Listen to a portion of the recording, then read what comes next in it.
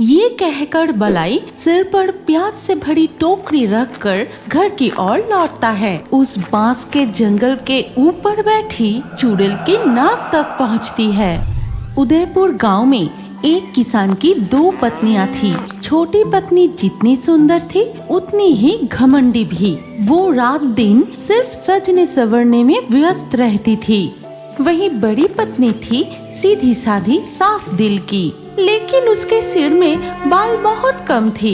इसलिए उसका पति छोटी पत्नी को ही प्यार करता था, लेकिन उनका सास बड़ी बहू को ही सबसे ज्यादा प्यार करती थी।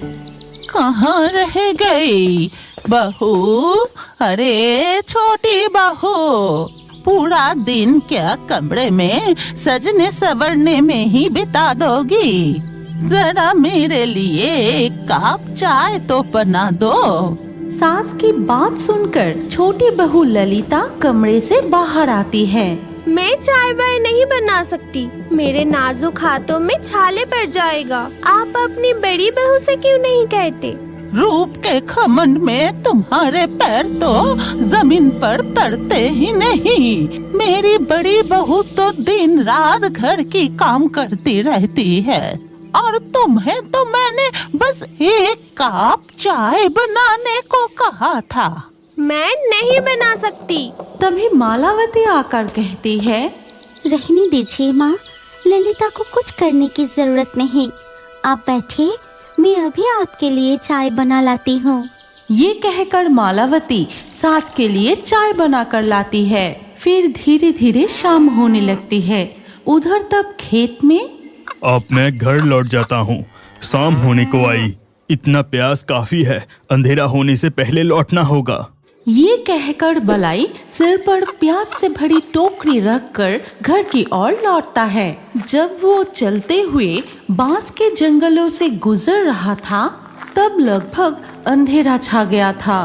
पूरा अंधेरा छा गई, ऊपर से ये बांस का जंगल कितना घना है। मुझे और भी तेज चलना पड़ेगा।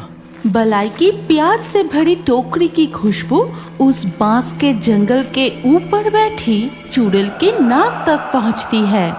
कौन प्याज लेकर जा रहा है? पुराने दिनों की यादें ताजा हो गई। कितनी खुशबूदार प्याज है। कितने दिन हो गए चबा चबा कर प्याज नहीं खाए। ये कहकर प्याज खाने वाली चुड़ैल उड़ते उड़ते बलाई का पीछा करने लगती है। बलाई घर पहुंचकर कहता है, माला, माला, क्या तुम्हें सुनाई नहीं दे रही? इधर आओ। कमरे में बैठी बैठी क्या कर रही हो? मैं पूरा दिन खेत पर काम करके घर लौटा और तुम बैठी बैठी आराम कर रही हो। बलाई की आवाज सुनकर बड़ी पत्नी मालावती एक गिलास शरबत लाकर पति को देती है। फिर शरबत पीने के बाद वो माला से पूछता है, माला, मेरी छोटी पत्नी ललिता कहाँ है? पूरा दिन ललिता को नहीं देखा, कहाँ है वो? ललिता कमरे में श्रृंगार कर रही है। आप हाथ मुंह धो के आराम कीजिए, मैं रसोई में जाकर रात का खाना बनाती हूँ।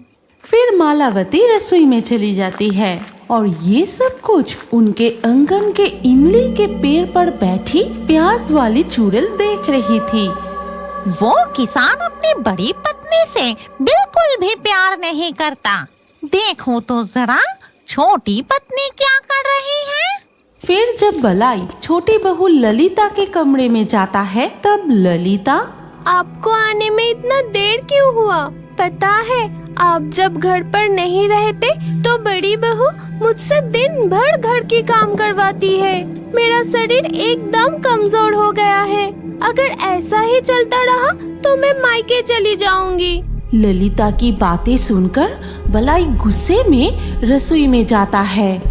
बड़ी बहू, तुमने फिर से छोटी बहू से काम कराया। मैंने तुम्हें कितनी बार मना किया है कि छोटी बहू से काम मत करवाना।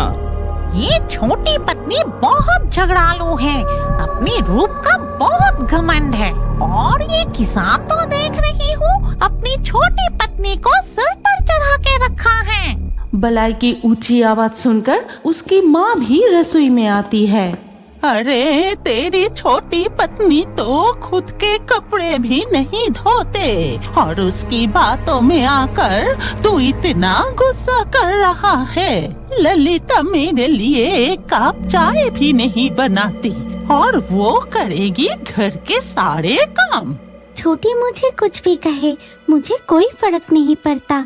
आप मुझे इतना प्यार करती है, यही मेरे लिए काफी है। आप कमरे में जाकर आराम कीजिए, मैं आप दोनों के लिए चाय बनाकर लाती हूँ। इसके बाद मालावती के सास और बलाई रसोई से निकल जाते हैं।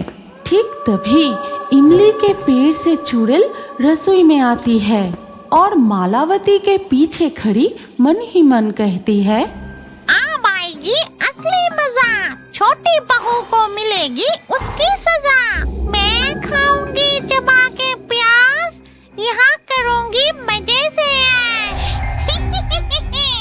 ये कहकर चुड़ैल मालावती के शरीर में घुस जाती है।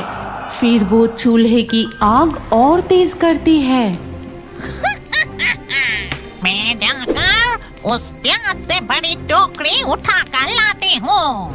फिर मालावती के रूप में वो चुड़ैल प्याज से भरी टोकरी रसोई में लाकर रखती है।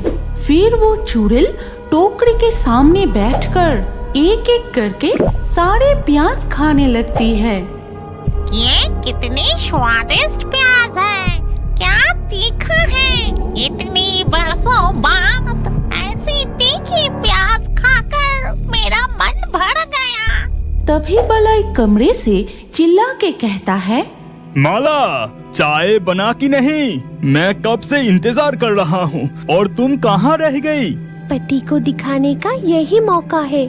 मैं अभी रसोई में जाके चाय बनाकर पति और सास को देती हूँ। ललिता अपनी सास और पति के पास जाकर कहती है, देखा ना, बड़ी बहू एक नंबर की आलसी है। अब थोड़ा सब्र कीजिए, मैं अभी आपके लिए स्पेशल चाय बनाती हूँ।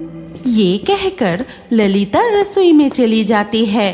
तब तक बड़ी बहू चूल्हे में तेज आग जलाकर खाना पका रही थी। तभी छोटी बहू गैस की चूल्हे पर चाय बनाने लगी।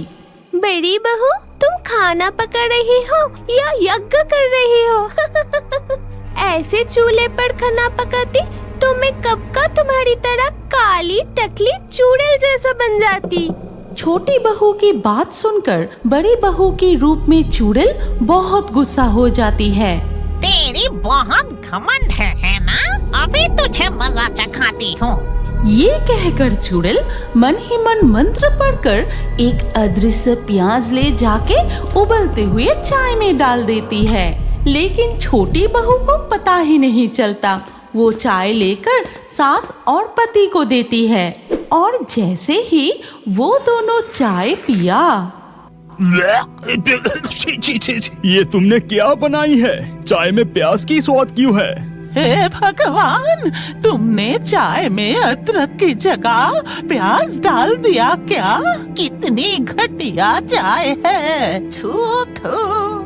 नहीं, मैं तो आपके लिए स्पेशल चाय बनाई थी। प्याज की दुर्गंध कहाँ से आ गई?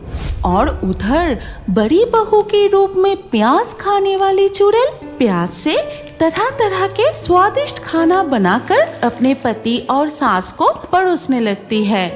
माँ, छोटी, ए जी, सुनती हो? आप सबका खाना तैयार है, खाना शुरू कीजिए। इसके बाद सभी खाना शुरू करते हैं। फिर प्याज से बनी तरह तरह के स्वादिष्ट खाना खाकर, बड़ी बहू, वाह, क्या खाना बनाई हो। ऐसे स्वादिष्ट प्याज से बने खाना पहले मैंने कभी नहीं खाया। अच्छा लगा सुनकर कि तू बड़ी पत्नी की भी तारीफ करता है। बड़ी बहू की तारीफ सुनकर छोटी बहू को बहुत जलन होती है। फिर खाना खाके सब अपने अपने कमरे में चले जाते हैं। लेकिन बड़ी बहू रसोई में जाती है। मुझे अभी भी प्याज खाने की मन हो रहा है, जाके कुछ प्याज खाती हूँ। ये कहकर मालावती के रूप में चुड़ैल फिर से प्याज खाने लगती है। फिर कुछ प्याज वो पीसकर एक कटोरी में रख के उस पर जादू करती है। अब बड़ी बहू के सर पर इस जादुई प्याज का रस लगा देती हूँ, जिससे उसके सिर पर घने लंबे बाल उग जाएंगे। ठीक तभी छोटी बहू ललिता रसोई में आती है। अरे बड़ी बहू, सिर पर क्या लगा रही हो? मेरे सिर के बाल कम है, इसीलिए प्याज का रस लगा रही हूँ। प्याज के बहुत गुण होते हैं, पता है?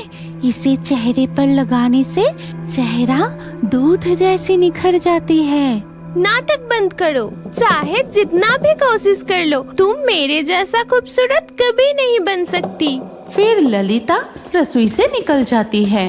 अगले दिन सुबह जब मालावती आंगन में कपड़े सुखा रही होती है, उनके घने काले बाल देखकर ललिता और बलाई हैरान हो जाते हैं। माला, माला, आज तुम बहुत खूबसूरत लग रही हो। तुम्हारे घने लंबे बाल तुम पर बहुत अच्छा लग रहा है। मतलब उस प्याज का रस में इतना गुण है कि रातों रात बड़ी बहू के बाल हो गए। अगर बड़ी बहू मुझसे ज्यादा सुंदर हो गई, नहीं नहीं, ऐसा नहीं हो सकता। मैं अभी चेहरे पर प्याज का रस लगाऊंगी और उससे ज्यादा खूबसूरत बन जाऊंगी। ये कहकर ललिता पिसा हुआ प्याज का रस अपने चेहरे पर लगा लेती है और कुछ देर बाद जब वो आईने में देखती है, अरे ये क्या, मेरे चेहरे पर तो चिंपैंजी के जैसा बाल आ गए। हे भगवान, ये क्या हो गया? तभी उसके सामने वो प्याज खाने वाली चुड़ैल प्रकट होती है। फिर कहती है, ये सजा मैंने तुझे दी है। ये तेरे घमंड का फल है। तू बड़ी बहू को बहुत सताती थी, अब सबक मिली ना? अरे बाप रे, चुड़ैल तुम कहाँ से आ गई? मुझसे गलती हो गई है। मैं अब कभी भी बड़ी बहू पर ईर्ष्या नहीं करूँगी। घर के सारे काम मिलजुल कर करूँगी। बस मुझे ठीक कर दो। ठीक कर दूंगी, लेकिन एक शर्त पर। मैं उस बांस के जंगल में रहती हूँ और मुझे प्याज खाना बहुत पसंद है। हर रोज मुझे प्याज देना पड़ेगा। हाँ प्याज वाली चुड़ैल, मैं रोज आपको प्याज देकर आऊंगी। ठीक है, लेकिन अपनी शर्त मत भूलना। फिर वो चुड़ैल जादू करके ललिता को पहले जैसा कर देती है। फिर वो चुड़ैल वहाँ से अदृश्य होकर बांस के जंगलों में लौट जाती है।